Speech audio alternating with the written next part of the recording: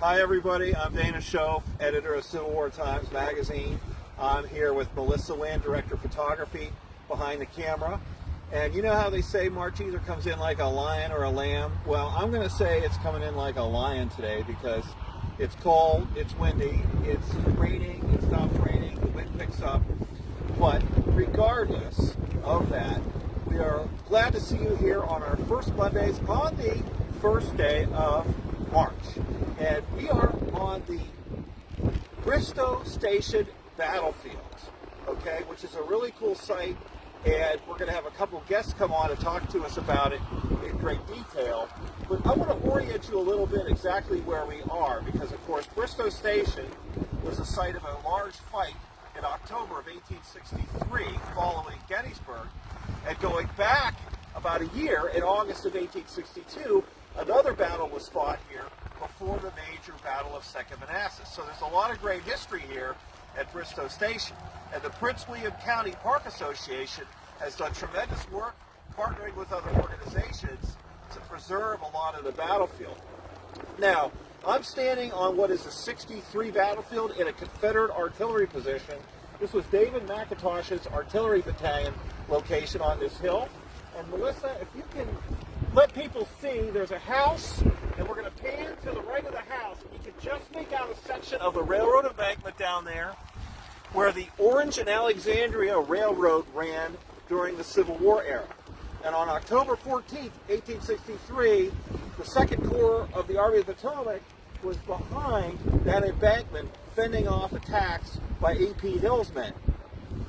To orient you a little bit, like I said, we're about 30 miles.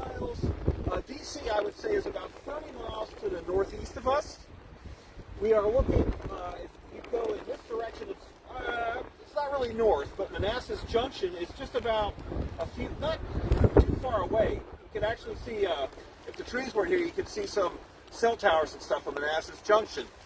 Warrenton is in that direction, and Culpeper, Virginia, is roughly that direction to the west, okay, to kind of put you where we're located. Now, I want to bring our two guests in here. Come on in, guys. This is Rob Orrison and Kevin Pawlak of the Prince William County Park Association. Is that the correct name? Parks and Rec Department. Parks and Rec Department. It's all good. So, many of you may know Rob and Kevin. They're Civil War scholars, of course. And now, Rob, what is your position here with the... I'm the division manager for the Office of Historic Preservation. Okay, and Kevin? I'm the site manager here at Bristoe Station Battlefield and Ben Lomond Historic Site in Manassas. Okay. And Prince William County's doing some pretty cool stuff with their historic sites down here. They're really doing a good job. So, I'm not sure who wants to take this, but, you know, when did this, well, I'll ask you, Rob, how did this park come about and when did it form? Because it's pretty recent. It is pretty recent. It's a great preservation success story. The American Battlefield Trust came in around 2004 and worked with a developer nearby to save about 126 acres here at Bristoe Station. We've added a few acres since then. And then that land was transferred over to Prince William County in 2006. In 2008, we opened up a brand new park. There are 3 miles of trails here. We preserve about 20% of the battlefield today. There's other parts of the battlefield that are still not part of the park yet, but American Battlefield Trust has been doing a lot of great work out here to preserve this battlefield here and other pieces of land. Right, nearby. it's substantial acreage here we're looking at. So let's talk a little bit about the 1863 battle that was fought here. Now, the Bristoe Station campaign occurs in October of 1863. I don't know much about it, honestly. And a lot of people I know don't know much about it because it's overlooked. But actually, and I'm going to steal a little bit of thunder from these guys, this is one of Lee's last offensives as in command of the Army of Northern Virginia. And that was a point they made to me when we met earlier.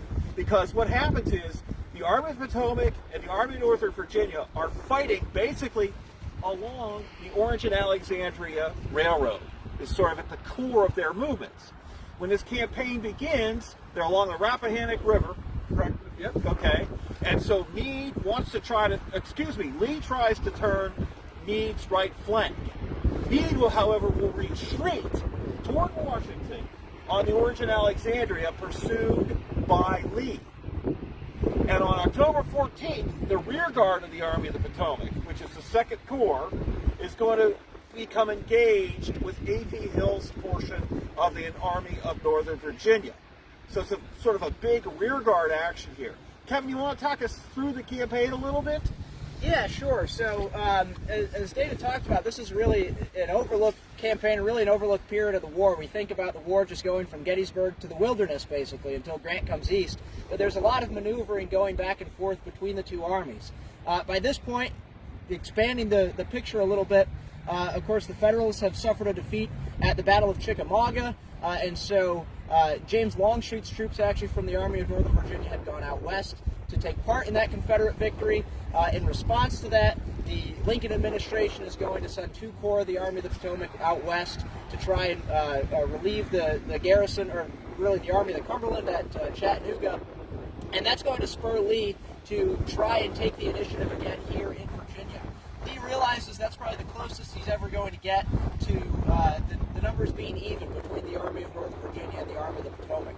Lee's also hoping he can catch the Army of the Potomac on the move, try to deal a crushing blow to it, and hopefully that might influence some of the fall elections that were going on throughout the northern states in October and early November of 1863. So as Dana talked about, Lee's going to move from the Rapidan River around Meade's right flank. Meade does a pretty able job of countering Lee. Lee's going to then repeat that maneuver once again, try to get to Warrenton behind the Army of the Potomac. Meade is going to have a bit of a scare there on October 13th, in the morning of October 14th, at the Battle of Auburn, just before the armies reach here. But then by the afternoon of the 14th, the rear guard of the Army of the Potomac, the 2nd Corps under the command of William Warren, is going to show up here at Bristoe Station. A.P. Hill's Confederates, again part of the Army of Northern Virginia's 3rd Corps, had actually been hoping to move sort of parallel with the tracks away from Bristoe Station towards Milford, where the Union 5th Corps was positioned. But as Hill's men start to move in that direction, they come under fire from elements of the 2nd Corps that had moved along the railroad tracks and north from the railroad tracks to investigate just what troops were up in this area. And that prompts Hill's Confederates to wheel towards the south and east, and they run right into a meat grinder of a Federal defensive position there behind the Orange and Alexandria Railroad embankment there at Bristoe Station itself. So the embankment is built up, and it makes sort of a really great protective location for the 2nd Corps. And then there's artillery position like Clear Hill. Federal artillery is also on those hills firing at the Confederates. And Rod, you said that the gunners of the 2nd Corps said it was the best day they ever had. It's one of the finest days in 2nd Corps artillery history here. You have, over a dozen guns up in these ridges on the other side of the railroad track here, and they're all focused on right here. We're standing, which is where McIntosh's guns are. The Confederate gun battalion that was put up here at the very beginning of the battle, much against McIntosh's wishes. He did not want to be this close to the federal line behind the railroad track there. But he's ordered up here, he protests, he still puts his guns up here. Within several minutes, all the Federal gunners on these ridges focus in on McIntosh. So within a few minutes, knock out 2 of his guns and kill a lot of the horses and men working these guns who are going to pull off this ridge pretty quickly. So, and the Federals actually surge up to this ridge that we're standing on and capture. He had a mixed cannons. He had some smoothbores and rifles, right? And the Federals hauled away all the rifled guns. Yeah. They charged up here to this location. Now, the other thing that's kind of cool about this campaign is these armies are not the same armies that fought at Gettysburg. They're dinged up. Like Kevin said, a portion of both armies has been sent west. To put this in a larger context, the Battle of Chickamauga has been fought already, and the North is worried because the Western Theater Army of the Northwestern Theater troops are pinned up in Chattanooga. Lee's army is about a third down what it was in Gettysburg. It's dealt with a lot of desertion issues, and he actually holds off some of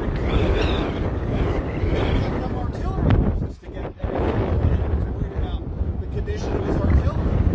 Lee's army of the Potomac is not the same either. You've got Governor Warren commanding the 2nd Corps here, and of course Hancock commanded that corps at Gettysburg. So Meade has a bunch of new commanders in place, and both armies are worn down from that heavy engagement just a couple months ago, really, at Gettysburg. So you got 2 banged up armies moving back and forth along this railroad line. And I forgot the stuff in my car, but I did some research on a guy named John talked about what it was like to be in this campaign, because after the Battle of Bristoe Station, Meade is going to kind of counterattack. Lee's going to withdraw back toward Warrenton, and John Nevin, this Union officer in the 93rd Pennsylvania, said this is like a campaign of two dogs nipping at each other's heels. Dog 1 nips at the heels of dog 2, and it runs away, and dog 2 turns around, nips at dog 1, and dog 1 runs away. Back and forth on this rail line, which is devastating by both armies. It's torn up by the Confederates and destroyed, and the Federals have to rebuild it. Anything else you want to add about this particular? Well, let's just point out for people, if they want to come here, you have walking trails and wayside markers. Right, 3 miles of trails, lots of interpretive markers covering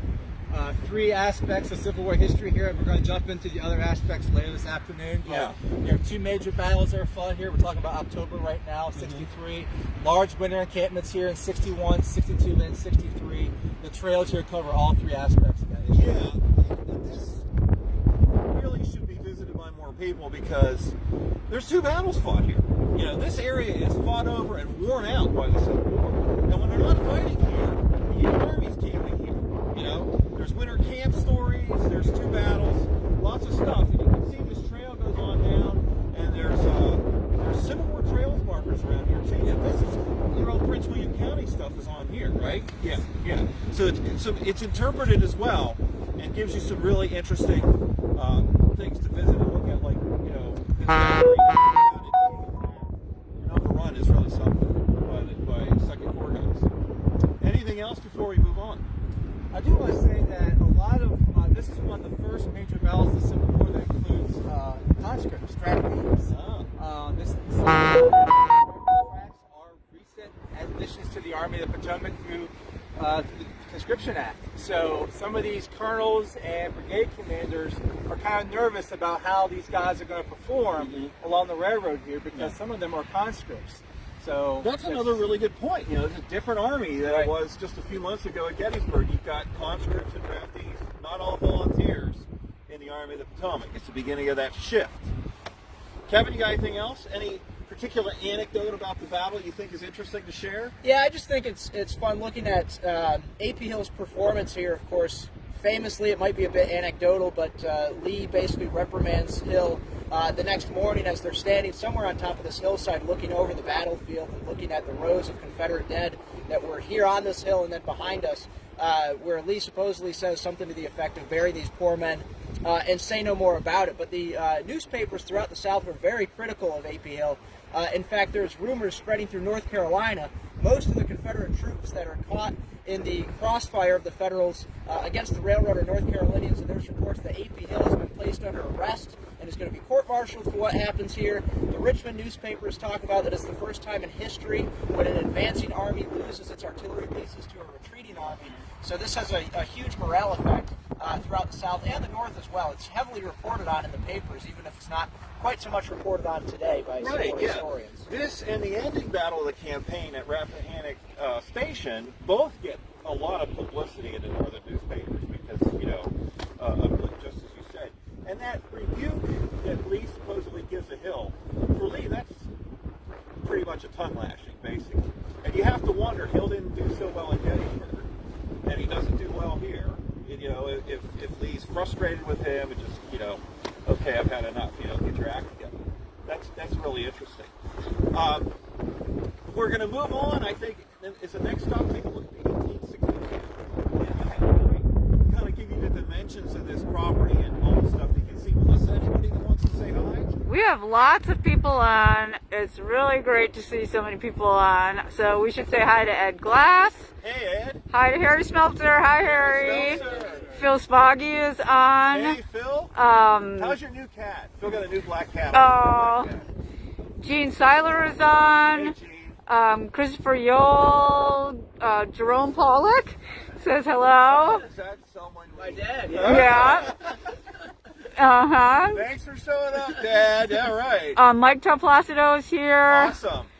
Jeff Smith and Mark Grimm is on. Hey, Mark. He's giving me grief about the hats, but... Oh, okay. I'm just going to come no public. I'm going public right now. I'm not allowed to wear hats.